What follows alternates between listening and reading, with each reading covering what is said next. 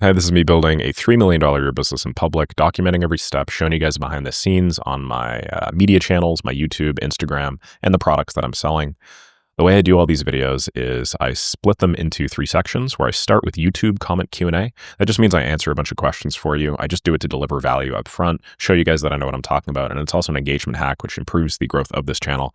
Then I build and strategize in public before finally showing you some growth stats. So if you are new to me, you don't know who I am, I run another channel here called just Nick Saraev that we just scaled to 181,937 subs. Just published a new video, which is very intentionally eye-catching. You don't have to watch it, but I highly recommend you do. And then this is over here is the daily updates channel, which you guys are currently watching. So I'm just going to go top to bottom.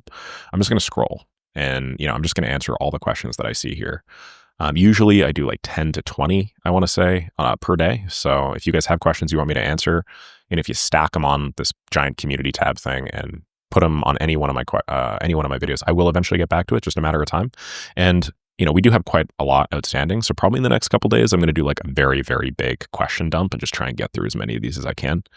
But anyway, for now, just know that, I can answer your questions just like I'm about to answer ARC Solutions. So, hey, Nick, I've been loving your content since the day I found you almost a year ago.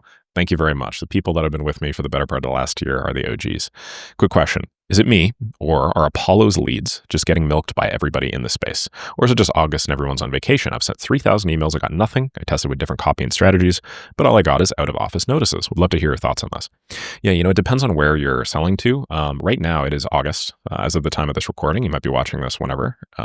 2089. But us peons back in the year 2025 in August, we're typically taking vacations in the EU around this time period. There are also a lot of people, depending on niche, that just may be out, this month. So out of office emails and so on and so forth, they're pretty standard.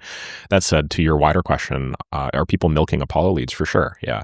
I am responsible for disseminating a lot of knowledge about cold emails and letting people know that there's an opportunity in cold emails. And so since I and a bunch of other creators have been talking about how great cold email is over the last couple of years, a lot more people have been doing it. And if a lot more people have been doing it and we're all using the same leads, people get messaged on average more, the bar for what is considered good copy has gone up. Therefore, you're getting poor results. This happens in any space.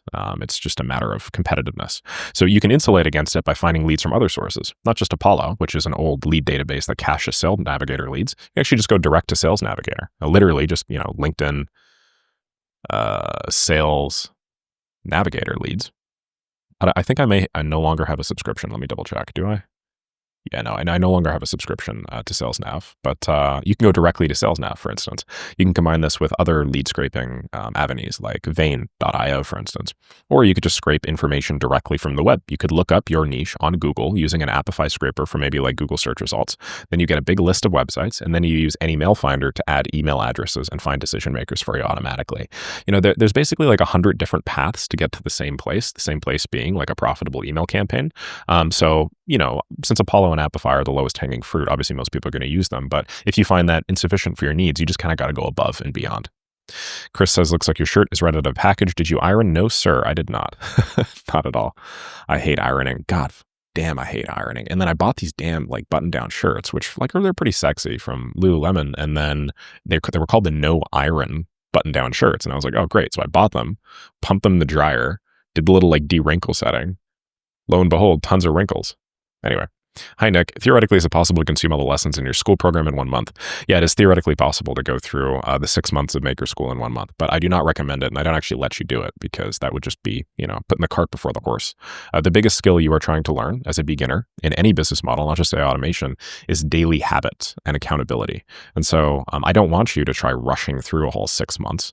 I want you to show up every day for that 6-month period. Kind of like the gym, right? You can do 1,000 bicep curls today, but is that going to be the same as doing 30 bicep curls every 2 days for 60 days? No, obviously doing them every couple of days for 2 months is going to yield significantly larger biceps at the end of it than just trying to squeeze it all in on one.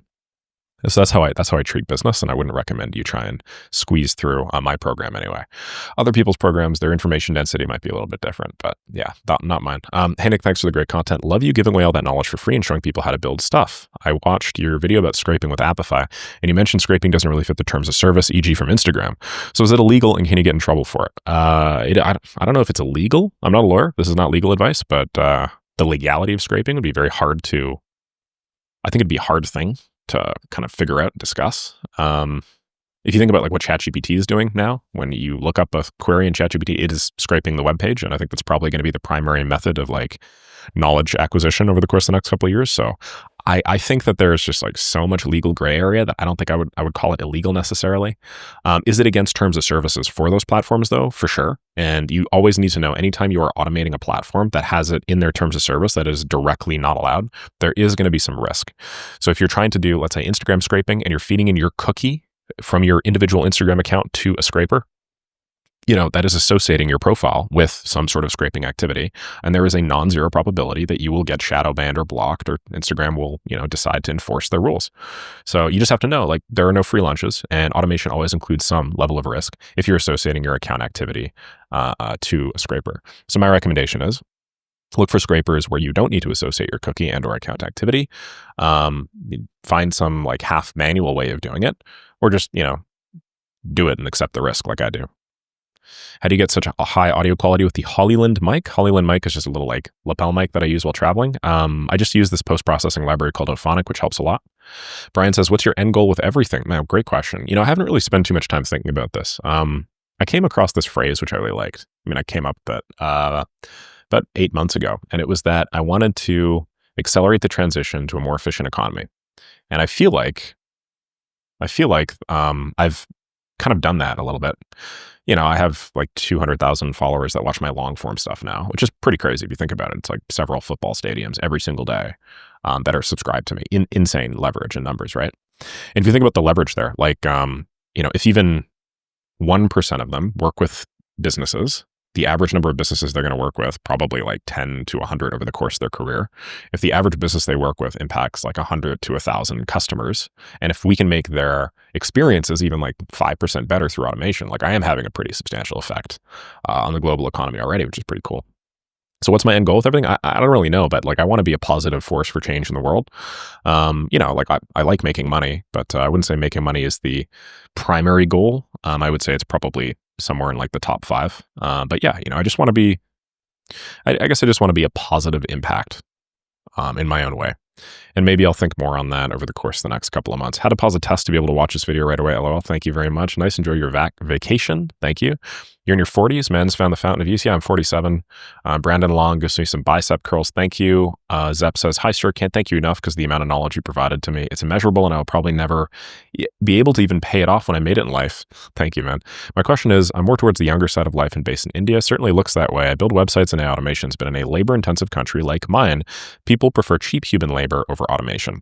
When I pitch it as replacing an employee, they compare it to hiring costs and reject it. How can I succeed in selling automation here where labor is cheap and AI adoption is still low?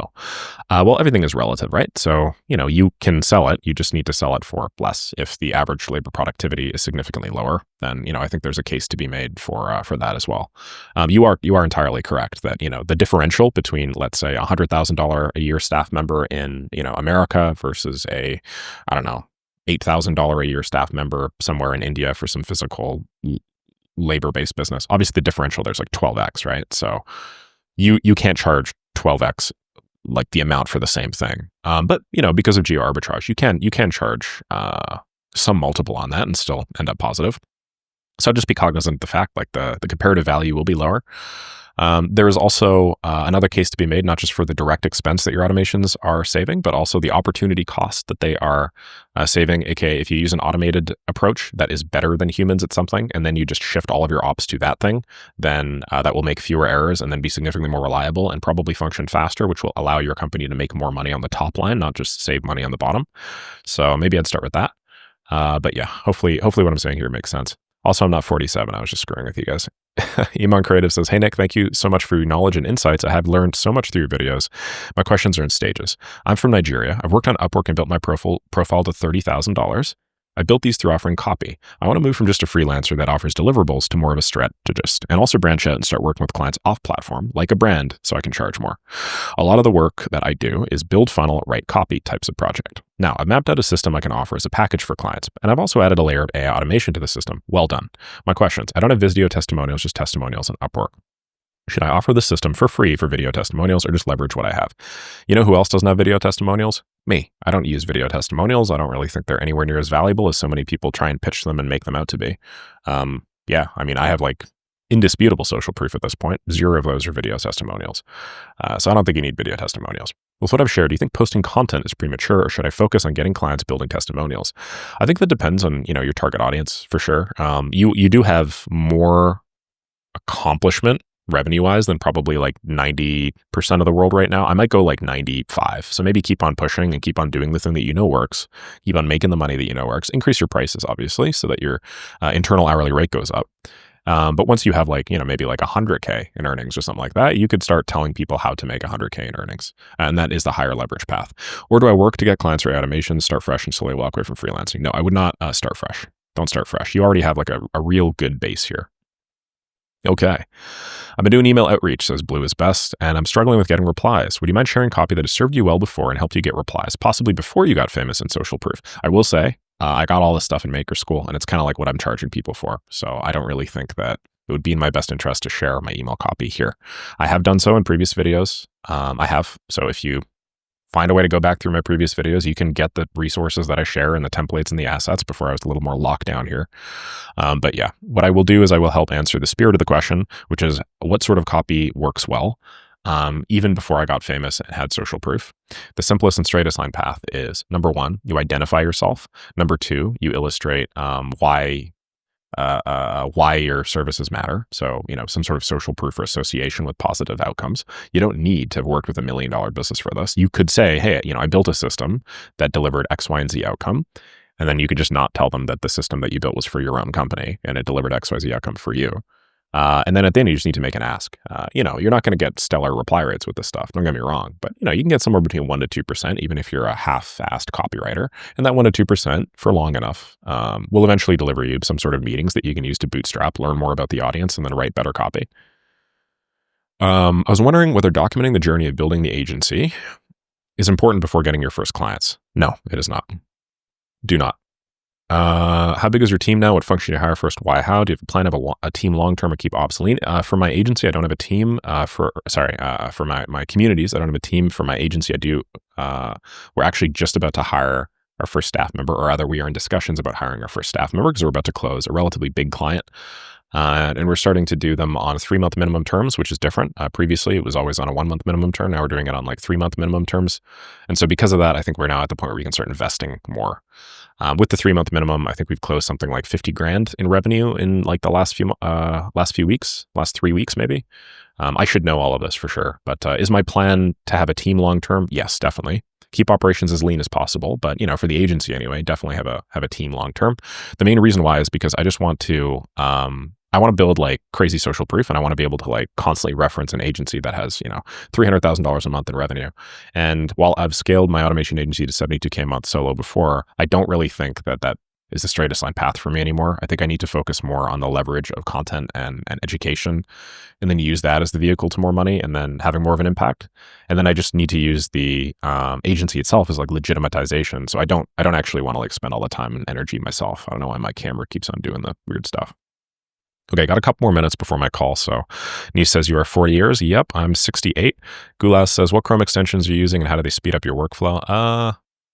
This is OnePass. This is bulk URL opener. This is tab count. This is calm Twitter. And this is Taplio X. Oh yeah, I don't actually need this anymore. So we can just remove from Chrome. Goodbye. That's it. I don't really use any ones that speed up my workflow. Ben Stevenson, been watching your content for around 5 months and love the automation side. What do you think is the lowest age to enter the automation business? Thank you for the knowledge. I'd go somewhere like, 17 maybe, because then that's where you can start working on freelancer.com, which is like one of the lowest hanging fruit freelance platforms. It'll be tough if you're younger than that. It will be, just to be clear, you can do it. And I would highly encourage you to go out there and do it and find some success and come back and tell me I'm a piece of shit for disincentivizing people that are younger than that to do it. But yeah, it'll be harder, and I think there are more important things to focus on at that age. Adobe Podcast is a good voice tool like Ophonic. Thank you. Fire once again. Thank you. Hey, Nick, really appreciating what you're doing, says Ranjit. My question is, I think it's going to be a request, which is that I'm from India and I really love to join your Skool community. But the problem here is money. Where Maker Skool costs $184 to join, where it is some crazy money for people around here. I just killed a fly with my bare hands. So I know it's complicated, but can you do something about it? Anyway, your videos are so good, keep rocking. I cannot do something about it now, unfortunately, my friend. That is just the price of the service, and I cannot make it geo-based pricing, otherwise people would try and screw me constantly. I feel very bad for murdering that fly. Hey, Nick, I've made a lead gen for B2B companies that help them get more clients by scraping, enriching, and even outbound. How do you think I should sell it? I would actually try selling before I build the lead gen next time, just because it's best to validate demand for a service that you are going to do first, and then build out the specifics of the service, than it is to just create a service whose value you don't know, and then try and find an audience for which it fits. The former is just much higher value. So I would just keep that in mind. Hey, Nick, this might be a stupid question, but I have an advantage. Haven't pursued anything yet. I can choose any path to make money online. I'm in college. I want to get really good at this over the next 2-3 years and be able to make $10,000 a month by the end of the 3rd-year mark. If you were in my shoes, would you start this type of business? And this is something that will still be a thing in 3 years. I think so. I don't want to change paths every year. I want to stick with one thing over a long period of time and scale. Yeah, for sure. I got you, buddy. I mean, I would stick with one thing over a long period of time and scale for sure. But, like maybe this exact business model isn't going to be as viable in 3 years, but there will be an evolved version of this business model that will be. So that's all cool. Okay, Chris says, excited to when you niche up to help all business owners. Right now, I just replace AI automation and insert my own business niche, and it works. Thank you, Matt. Oh, cool. I'm glad you're doing daily updates, Chris.